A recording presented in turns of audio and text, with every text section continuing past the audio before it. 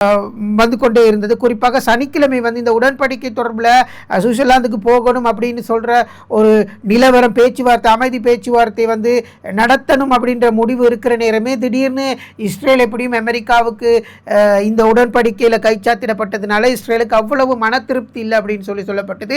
அதற்கு பிறகு பார்த்தீங்கன்னு சொன்னால் இஸ்ரேல் வந்து திடீர்னு லெபனான் மீது தாக்குதல் நடத்தி இருந்தது. அப்போது ஈராக் வந்து இந்த விவகாரங்கள், ஈரான் வந்து இந்த விவகாரங்களை உன்னிப்பாக அவதானித்து வந்து ஈரான் என்ன சொல்லுச்சுன்னு சொன்னால், இப்போ நாங்கள் லெபனான் மீது இந்த உடன்படிக்கை கிட்டத்தட்ட 16 கோரிக்கைகள் முன்வைத்து தான் இந்த உடன்படிக்கைகள் 2 நாடுகளுக்கு இடையிலும் வந்து இணையதளத்தினூடாக டிஜிட்டல் முறையில் வந்து கைச்சாத்திடப்பட்டுச்சு.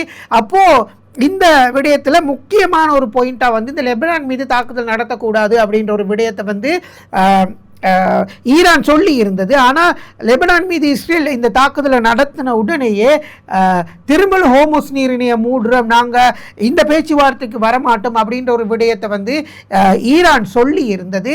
ஆனால் அமெரிக்காவினுடைய துணை ஜனாதிபதி வான்ஸ் என்ன செஞ்சிருந்தார்னு சொன்னால், இஸ்ரேலுடன் பேச்சுவார்த்தையை நடத்தியிருந்தார், தாக்குதல் நடத்தக்கூடாது, இப்படியான விடயங்களை வந்து அவர் கோரியிருந்ததாக சொல்லப்படுகிறது. எவ்வாறு இருப்பினும் அமெரிக்காவினுடைய தலையீட்டின் கீழே அல்லது அமெரிக்கா இந்த பேச்சுவார்த்தைக்கு முக்கியமான ஒரு தூண்டுகோலாக இருந்தது. பாகிஸ்தான், உங்களுக்கு தெரியும், பாகிஸ்தானுடைய நாட்டில் போயிட்டு உயர்மட்ட குழுக்கள் சந்தித்து பேச்சுவார்த்தை நடத்தி இப்படியான விஷயங்களை வந்து செய்திருந்தாங்க. இப்போ இதற்கு கட்டாரும் வந்து துணையாக இருந்தது. அப்போது கட்டாரும் பாகிஸ்தானும் நடுநிலை வகித்து தான் இந்த பேச்சுவார்த்தைகளை வந்து முன்னோக்கி கொண்டு சென்றிருக்கிறது, இந்த உடன்படிக்கையை முன்னோக்கி கொண்டு சென்றிருக்கிறது என்கின்ற பெருமை அந்த நாடுகள் இரண்டுக்கும் வந்து சேர்ந்திருக்கு. காரணம், எல்லா நாடுகளும் இதில் வந்து ரொம்ப பாதிக்கப்பட்டிருந்தாங்க. பொருட்களின் விலை, எரிபொருள் விலை, எல்லா விடயத்திலையும் அதிகமான பாதிப்புகளை குறிப்பாக வளர்ந்து வரக்கூடிய நாடுகள் ரொம்பவும் இந்த பொருளாதார சிக்கலுக்கு முகம் கொடுக்க ஆரம்பித்திருந்தது. இதை கவனத்தில் கொண்டு தான் இந்த பேச்சுவார்த்தை